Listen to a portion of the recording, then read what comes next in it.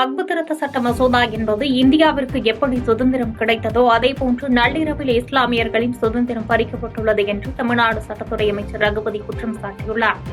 கன்னியாகுமரி மாவட்டத்தில் பல்வேறு நிகழ்ச்சிகளில் கலந்து கொள்ள வருகை புரிந்த அமைச்சர் ரகுபதி செய்தியாளர்களுக்கு பேட்டியளித்தார்.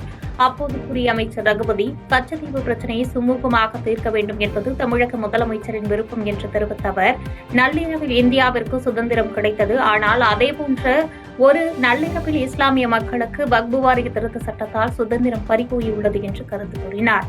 மேலும் வக்பு வாரிய திருத்த சட்டம் தொடர்பாக அனைத்துக் கட்சி கூட்டத்தை நடத்தி இந்தியாவில் உள்ள அனைத்து இஸ்லாமிய அமைப்புகளும் இணைந்து சட்ட போராட்டத்தில் ஈடுபட உள்ளதாக தெரிவித்த அமைச்சர், இஸ்லாமியர்களின் சொத்துக்களை அபகரிக்க கொண்டுவரப்பட்ட சட்டம்தான் வக்பு வாரிய திருத்த சட்டம் என்று விமர்சித்து பேசினார்.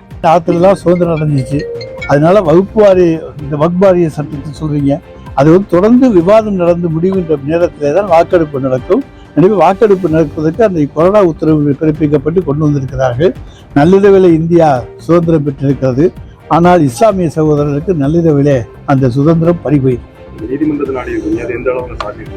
இன்னும் அதாவது அனைத்து கட்சி கூட்டம் இவற்றை எல்லாம் நடத்தி அதன் மூலமாக இனிமேல் இந்தியாவில் இருக்கக்கூடிய பல்வேறு இஸ்லாமிய அமைப்புகளும் அந்த சட்ட போராட்டத்தில் ஈடுபட இருக்கின்றன. அதன் முடிவு எப்படி இருக்கும் என்பதை நாம் நீதித்துறையை நாம் தலையிட முடியாது, தலையிட அதிகாரம் கிடையாது. நிச்சயமாக நல்ல கருத்துக்களை எடுத்து வைக்கின்ற பொழுது நீதித்துறை நியாயமாக நடக்கும் என்கின்ற நம்பிக்கை நீதித்துறையின் மீது நம்பிக்கை வைத்திருக்கிற நமக்கு இருக்கின்றது.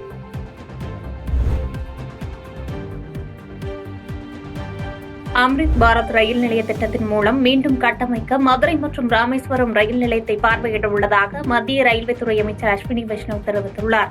புதிய பாம்பன் ரயில் பால திறப்பு விழாவில் கலந்து கொள்ள மத்திய இணையமைச்சர் எல் முருகன் மற்றும் மத்திய ரயில்வே துறை அமைச்சர் அஸ்வினி வைஷ்ணவ் ஆகியோர் சென்னையிலிருந்து விமானம் மூலம் மதுரை வந்தடைந்தனர்.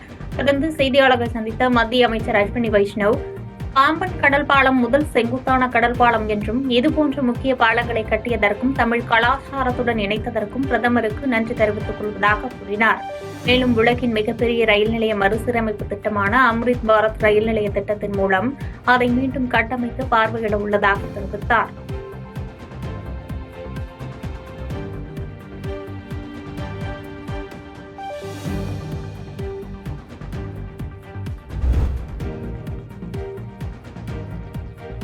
மூக்கையா தேவருக்கு மணிமண்டபம் அமைக்கப்படும் என்ற திமுக அரசின் அறிவிப்பை வரவேற்பதாக முன்னாள் அமைச்சர் ஆர்.பி. உதயகுமார் தெரிவித்துள்ளார். மதுரை மாவட்டம் உசிலம்பட்டி அருகே பெருங்காமநல்லூரில் அதிமுக பூத் கமிட்டி உறுப்பினர்களின் ஆலோசனைக் கூட்டம் முன்னாள் அமைச்சர் ஆர்.பி. உதயகுமார் தலைமையில் நடைபெற்றது. தொடர்ந்து கூட்டத்தில் பேசிய ஆர்.பி. உதயகுமார், தமிழகத்தில் பெருங்காமநல்லூர் தியாகிகளுக்கு 5.5 ஏக்கர் நிலம் 1.5 கோடி நிதியை ஒதுக்கி மணிமண்டபம் அமைத்தது அதிமுக அரசு என்று சுட்டிக்காட்டிய அவர், மூக்கையா தேவருக்கு மணிமண்டபம் அமைக்கப்படும் என்ற திமுக அரசின் அறிவிப்பை வரவேற்பதாக தெரிவித்த அவர், ஆனால் அதற்கான கோரிக்கையை முன்வைத்தது அதிமுக தான் என்பதை மறுக்க முடியாது என்று கூறினார்.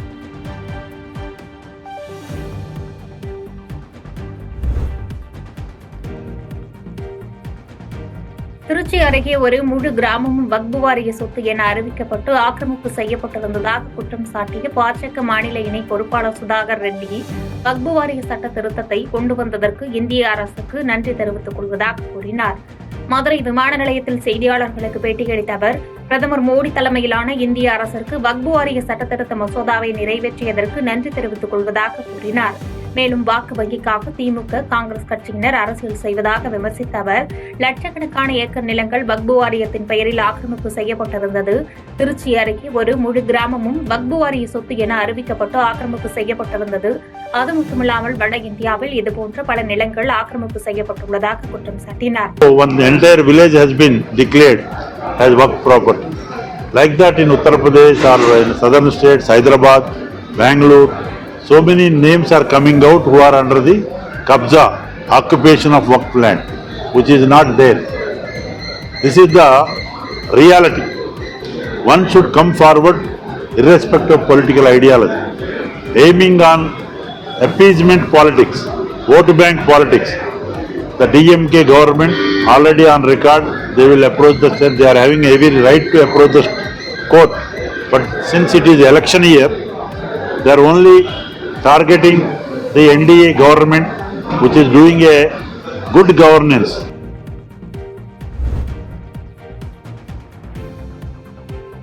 ஒரே நாடு ஒரே தேர்தல் தமிழகத்திற்கு உறுதுணையாக இருக்கும் என்று தமிழிசை சவுந்தரராஜன் கருத்து தெரிவித்துள்ளார். மதுரை விமான நிலையத்தில் செய்தியாளர்களை சந்தித்த பாஜக மூத்த தலைவர் தமிழிசை சவுந்தரராஜன் கச்சத்தீவு விவகாரத்தில் மக்களுக்கு திமுக பதில் சொல்லியே ஆக வேண்டும் என்று தெரிவித்தார். ஒரே நாடு ஒரே தேர்தல் 2029க்கு பிறகு அரசாணை பிறப்பிக்கப்பட்டு நடவடிக்கை மேற்கொள்ளப்படும் என்று கூறினார். கச்சத்தீவை தாரை வார்த்தது திமுக என்று குற்றம் சாட்டிய அவர் நீட் தேர்வு, தொகுதி வரையறை என அனைத்திலும் திமுக நாடகம் ஆடுவதாக தெரிவித்தார். மேலும் ஒரே நாடு ஒரே தேர்தல் பொருளாதாரத்தை மேம்படுத்துவதற்கு செலவினங்களை மேம்படுத்த உறுதுணையாக இருக்கும் என்று தெரிவித்த அவர் கச்சத்தீவு விவகாரத்தில் மக்களுக்கு திமுக பதில் சொல்லியே ஆக வேண்டும் என்று கூறினார். கச்சத்தீவை கொடுத்தது திராவிட முன்னேற்ற கழகம், அதை தாரை வார்த்தது திராவிட முன்னேற்ற கழகம். தங்கள் மீது உள்ள ஊழல் குற்றச்சாட்டுகளை எந்த விதத்திலும் திசை திருப்புவதற்காக கொடுக்கப்பட்டது. அது மட்டுமல்ல, அவர்கள் வழக்காடு மன்றங்களிலே இந்த கச்சத்தீவு என்பது இந்தியாவின் பகுதி அல்ல என்பதை திராவிட முன்னேற்ற கழக அரசு சொல்லி இருக்கிறது. மரியாதைக்குரிய கலைஞர் அவர்களுக்கு தெரிந்துதான் இதெல்லாம் நடந்திருக்கிறது. நான் கேட்கிறேன், இன்னைக்கு தீர்மானம் நிறைவேற்றீங்களே, மரியாதைக்குரிய அண்ணன் ஸ்டாலின் அவர்களுக்கு பல ஆண்டுகள் அவர்கள் மத்தியில் கூட்டணி ஆட்சியில் இருந்தார்களே, அப்போ பல அமைச்சர்கள் இருந்தார்களே, அப்போ இந்த கச்சத்தீவை பற்றி உங்களுக்கு நினைவே வரலையா? ஆக கச்சத்தீவாக இருந்தாலும் சரி, நீட் பிரச்சனையாக இருந்தாலும் சரி, இருமொழி கொள்கையாக இருந்தாலும் சரி, தொகுதி வரையறையாக இருந்தாலும் சரி, எல்லாமே நாடகம் ஆடிக்கொண்டிருக்கிறார் ஸ்டாலின் அவர்கள். ஆனால் மக்களின் முற்றிலுமாக நேரடியாக மக்களின் பிரச்சனைகள் திசை திருப்பப்படுகிறது என்பதைத்தான் நான் மிக மனவேதனையோடு இங்கே தெரிவித்துக் கொள்கிறேன்.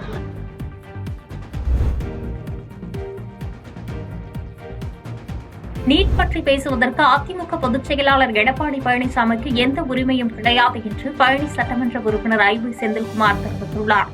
திண்டுக்கல் திமுக அலுவலகத்தில் செய்தியாளர்களை சந்தித்து பேசிய பழனி சட்டமன்ற உறுப்பினர் ஐ.வி. செந்தில்குமார் 1971 மத்திய அரசு கொண்டு வந்த மக்கள் தொகை கட்டுப்பாட்டை தமிழ்நாடு அரசு முறையாக கடைபிடித்தது. தற்போது மக்கள் தொகை வளர்ச்சி 10.9% குறைந்துள்ளது என்று தெரிவித்தார். மணிப்பூர் பிரச்சினையில் பொதுமக்கள் நிம்மதியாக இருக்க ஒரு தீர்வை கூட பாஜக அரசு எடுக்கவில்லை என்று குற்றம் சாட்டிய அவர் நியாயமான தொகுதி வரையறை என்பதே நமக்கு தேவை என்று கருத்து தெரிவித்தார். நீட் விவகாரத்தில் தமிழ்நாடு அரசு கபட நாடகம் ஆடுகிறது என்று எடப்பாடி பழனிசாமி கூறியது குறித்த கேள்விக்கு பதிலளித்த அவர் எடப்பாடி ஆட்சியில்தான் நீட் தமிழ்நாட்டுக்குள் வந்தது. நீட் பற்றி பேசுவதற்கு எடப்பாடி பழனிசாமிக்கு எந்த உரிமையும் கிடையாது என்று கூறினார். எதிர்க்கட்சித் தலைவர் அதிமுகவுடைய பொதுச் செயலாளர் மதிப்பிற்குரிய எடப்பாடி பழனிசாமி அவர்கள் பேசியிருக்கார். அவருக்கு இருந்திருந்தா நீட் தேர்வு தமிழ்நாட்டுக்கே வந்திருக்கார்.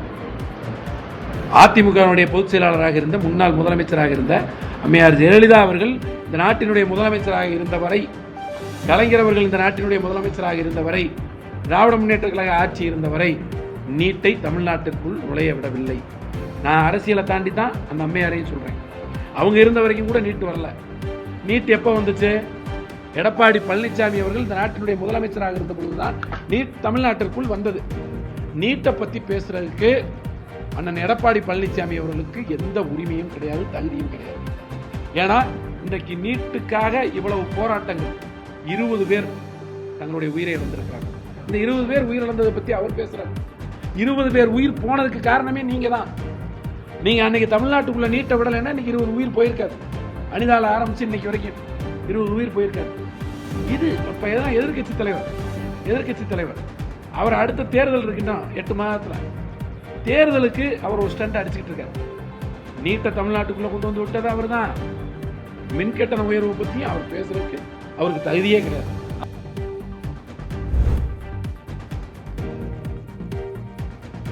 இலங்கை வாழ் தமிழர்களுக்கு 10,000 வீடுகள் கட்டித்தரப்படும் என்ற பிரதமரின் அறிவிப்பு வரவேற்கத்தக்கது என்று விசிக தலைவர் திருமாவளவன் தெரிவித்துள்ளார்.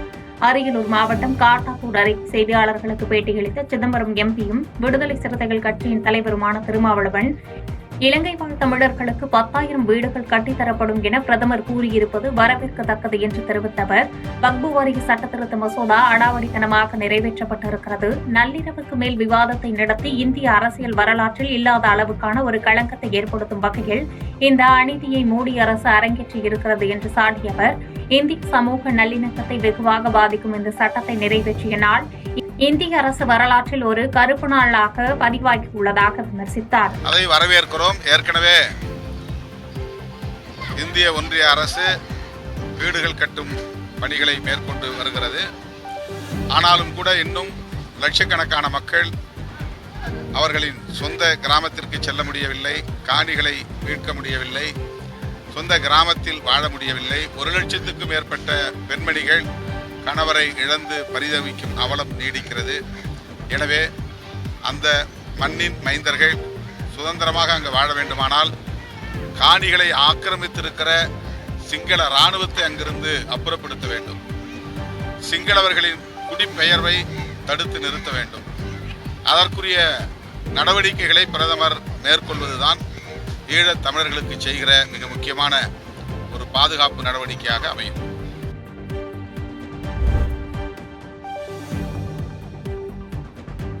அரியலூர் மாவட்டத்தில் நூற்றாண்டு நினைவு தூணினை போக்குவரத்து துறை அமைச்சர் சிவசங்கர் திறந்து வைத்து முப்பெரும் விழாவினை துவக்கி வைத்தார். அரியலூர் மாவட்டம் காட்டாத்தூர் ஊராட்சி ஒன்றிய நடுநிலைப் பள்ளியில் சிதம்பரம் நாடாளுமன்ற உறுப்பினர் தொல் திருமாவளவன் நூற்றாண்டு விழா சூழல் ஏற்றி வைத்தார்.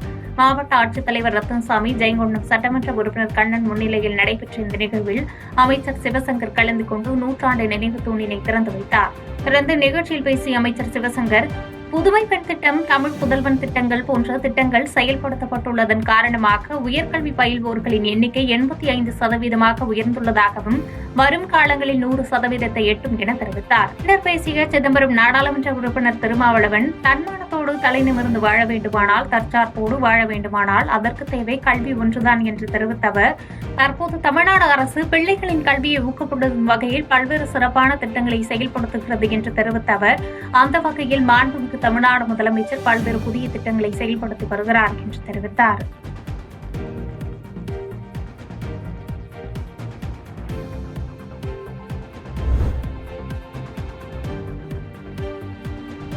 தொகுதி மறுவரையறையை மத்திய அரசு கைவிடும் வரை தமிழகத்தில் போராட்டம் தொடரும் என்று கள்ளக்குறிச்சி சட்டமன்ற உறுப்பினர் வசந்தம் கார்த்திகேயன் தெரிவித்துள்ளார்.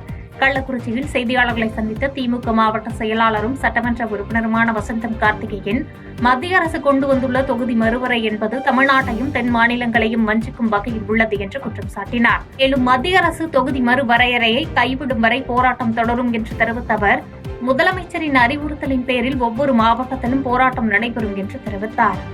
தமிழ்நாடு 100% நிறைவேற்றிய காரணத்தினால் இன்றைய ஒன்றிய அரசாங்கம் இந்த தொகுதி மறுவரை என்கின்ற பெயரில் தமிழகத்தில் உள்ள பாராளுமன்ற உறுப்பினருடைய எண்ணிக்கையை குறைக்க முயற்சி செய்கிறது. இது நம் தலைமீது தொங்குகின்ற கத்தி போன்றதாகும். ஆகவே இதை எதிர்த்து தமிழ்நாடு முதலமைச்சர் அவர்கள் 63 கட்சிகளை ஒருங்கிணைத்து பல்வேறு முதலமைச்சர்கள், துணை முதல்வர்கள், பல்வேறு கட்சித் தலைவர்களை ஒருங்கிணைத்து தமிழகத்திலே இந்தியாவிற்கே முன்னெடுப்பாக ஒரு பெரிய கூட்டத்தை நடத்தியிருக்கின்றார். அந்த கூட்டத்தின் அடிப்படையில் அனைத்து மாநில தலைவர்களும் முதலமைச்சர்களும் இந்த தொகுதி மறுவரையை ஒட்டுமொத்தமாக எதிர்ப்பதற்கு தயாராக இருக்கின்றார்கள். ஆகவே தமிழ்நாட்டை வஞ்சிக்கின்ற இந்த சூழ்நிலை, இந்த நிலையை மாற்றுவதற்கு தமிழ்நாட்டு முதலமைச்சர் தளபதி அவருடைய தலைமையில் அனைத்து கட்சிகளும், அனைத்து மக்களும், ஊடகங்களும் ஒன்று திரண்டு ஒருமித்த கருத்தாக இந்த தொகுதி வரையறை எதிர்க்க ஒன்றுபட்டு போராட வேண்டும். ஒன்றிய அரசாங்கம் தொகுதி வரையறையை 25 ஆண்டு காலம் தள்ளி வைக்க வேண்டும் என்று கேட்டுக்கொள்ளப்படுகிறது. அது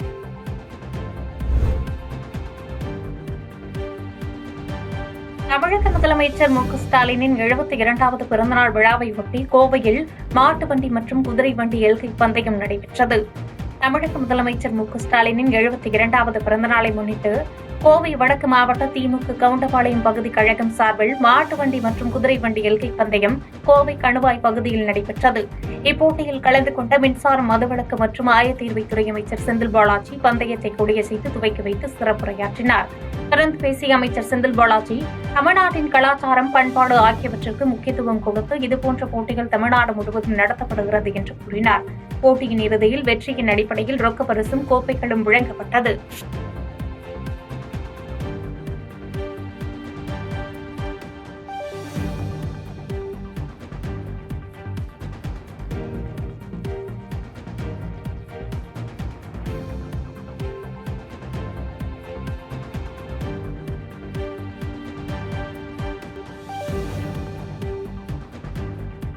தெரிந்து கொள்ள இணைந்திருங்கள் எம் நாடு தொலைக்காட்சியுடன்.